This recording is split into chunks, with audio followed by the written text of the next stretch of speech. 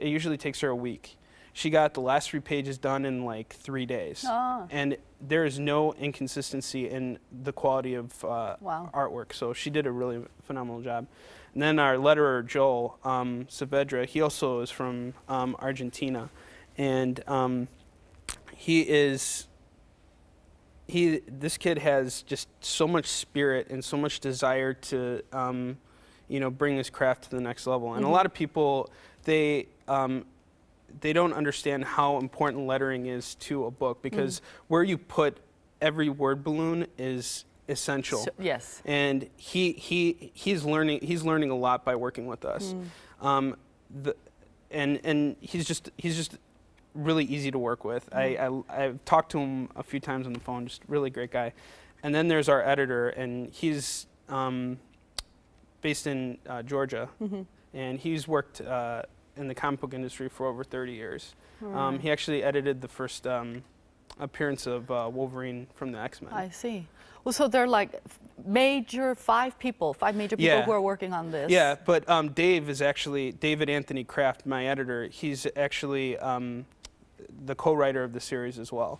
So him and I spend a lot of time talking with each other and figuring out what we want to do. Well, one thing I'd like to compliment on having seen this is like especially this picture here. And I just happened to see it. The only reason is because when you get Westerners reproducing Asian images, they all look Chinese. You know what I mean? Yeah, they think anything Asian, you all look alike. Well, thank Dave for that, because Dave is the person who helps me evaluate all of the artwork. So him, Gio, and I, we all work very closely together to formulate each page. So he's a very important part of this. Well, so you have a great team of people that you've sought out from different parts of the world. Great. And in all, 12 are going to be coming out. Is that what you said? And what do you hope to get across from Soonchunyang's story being told to the Western public?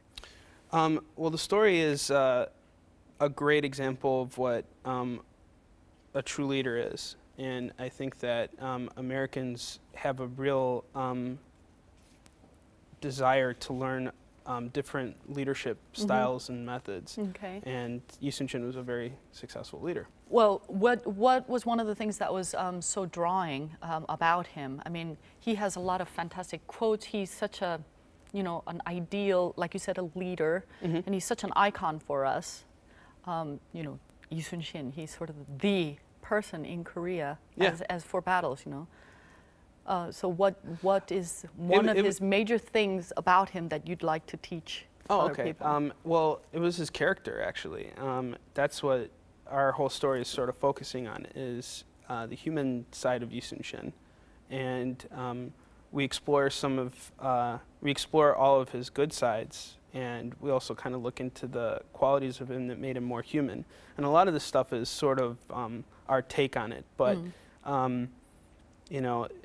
it's seeing this man overcome such adversity and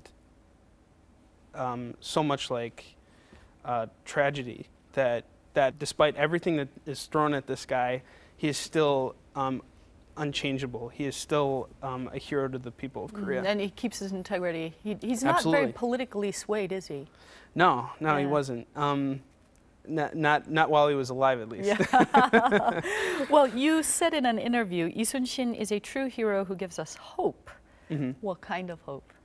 Well, I mean, the last 2 years have been really difficult for the world, just because of all these economic problems and all this stuff. But I think that right now, people need to be inspired by examples, and they need to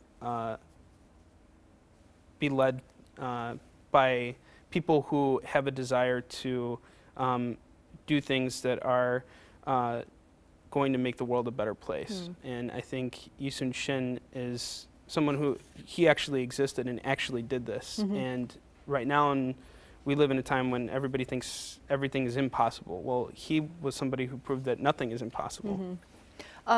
He has a lot of famous sayings. Is there a favorite one of yours?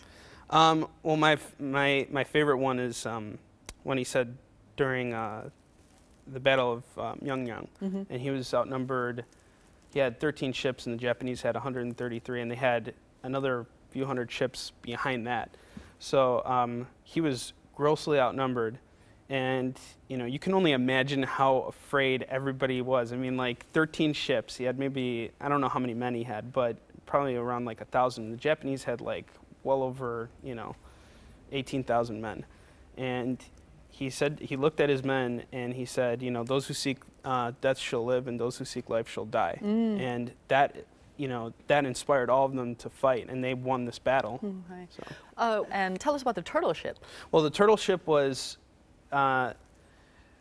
some say it's the first ironclad warship, but it wasn't exactly ironclad. This ship was basically an impenetrable war vessel, and Yi Sun-shin was able to use these ships to penetrate enemy lines, and he could attack from all different directions with this ship. So this thing was basically designed to look like a big sea dragon, and he had 3 of these ships, and he sent 3 of them into battle at Sachan, and he managed to destroy 16 big, huge Japanese warships. Well, so the things he's known for is that he was always undermanned, undershipped, but he always won his battles. He had integrity.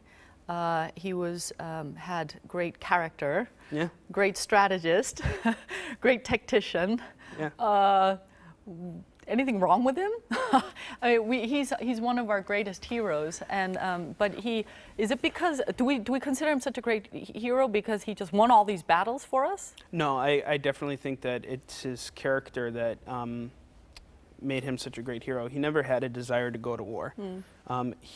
Everything he did was a defensive measure against somebody else. So in this case, when the Japanese invaded Korea, he was defending Korea against Japan. Prior to that, he was stationed as an army commander, captain in Naktondo Island, which is like way north.